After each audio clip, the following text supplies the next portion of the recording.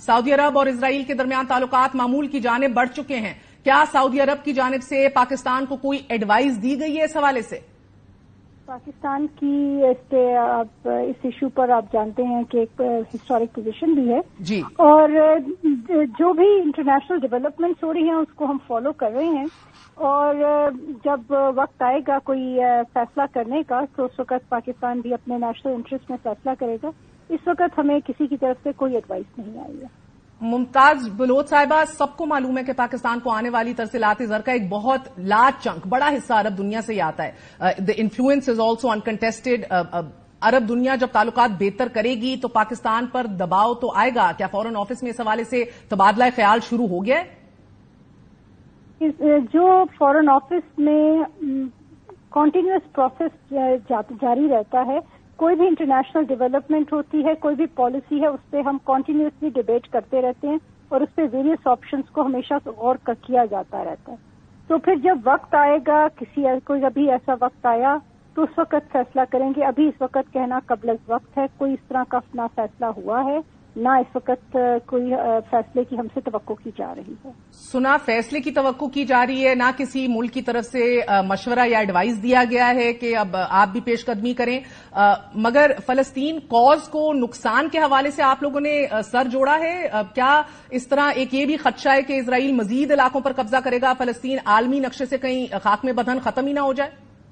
देखिए, मैं तो सिर्फ पाकिस्तान की पोजीशन पर बात कर सकती हूँ। पाकिस्तान की पोजीशन बड़ी वाज़ेह है कि हम 2 स्टेट सोल्यूशन पे बिलीव करते हैं। हम समझते हैं कि जो फलस्तीनियों का हक है कि वो एक इंडिपेंडेंट स्टेट में रह सकें जो प्री 1967 के बॉर्डर्स के मुताबिक हो, ये यूनाइटेड नेशंस की पोजीशन है और यही पाकिस्तान की पोजीशन है। बाकी जो ममालिक फैसला करते हैं, जिस तरह से फैसला करते हैं, उस पर मैं कमेंट नहीं करना चाहूंगी। मगर यही बात सऊदी अरब भी स्ट्रेस कर रहा है। So not taking away from this, बसूरत दीगर कोई ऑप्शन अगर ख्याल किया जा रहा हो। और ये भी बताइएगा मुमताज साहबा, क्योंकि सीनियर सफारतकार इस बात की निशानदेही करते रहते हैं कि पाकिस्तान और इजराइल के दरमियान जरूरत की बुनियाद पर और नीड बेसिस राब्ते की एक पोशीदा लाइन मौजूद है, जो साबिक फौजी हुक्मरान जनरल ज़ियाउल हक के दौर से मौजूद है, जब इजराइल के तैयार करदा हथियारों का मादूम सोवियत यूनियन के कब्जे के खिलाफ अफगान जिहाद में इस्तेमाल किया गया था। Is that line on need basis still available? ये राब्ता मौजूद है अभी भी? मैं इस इशू पर कोई स्टेटमेंट नहीं देना चाहती। Okay, so you categorically not accepting और रिजेक्टिंग इट। मगर फैसला कौन करेगा कि फलस्तीन कॉज भी अगर मुतासिर ना हो, क्योंकि it's a very fine line. सऊदी अरब भी एक मौकफ क्लियर करके आगे बढ़ रहा है। हमारे यहां कौन से फोरम पे यह फैसला होगा, जरा वजाहत कीजिएगा।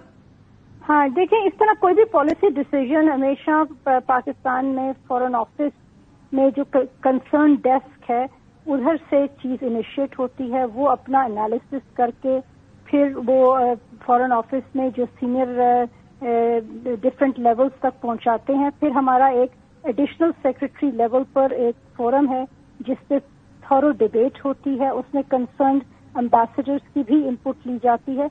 उसके बाद फॉरेन ऑफिस अपनी एक इंटर मिनिस्ट्रियल प्रोसेस करता है जिसमें डिफरेंट स्टेक होल्डर से इनपुट ली जाती है, and final outcome is sent to the prime minister और the cabinet depending on the situation for approval. और जो इस तरह की इम्पोर्टेंट पॉलिसी पोजीशंस होती हैं, जैसे कि कश्मीर का मसला है, जैसे कि फलस्तीन पे हमारी पोजीशन है जो बहुत अहम पाकिस्तान की पोजीशन है, उसमें फिर गवर्नमेंट और भी स्टेक होल्डर्स को इंक्लूडिंग पार्लियामेंट को एतमाद में लेती है।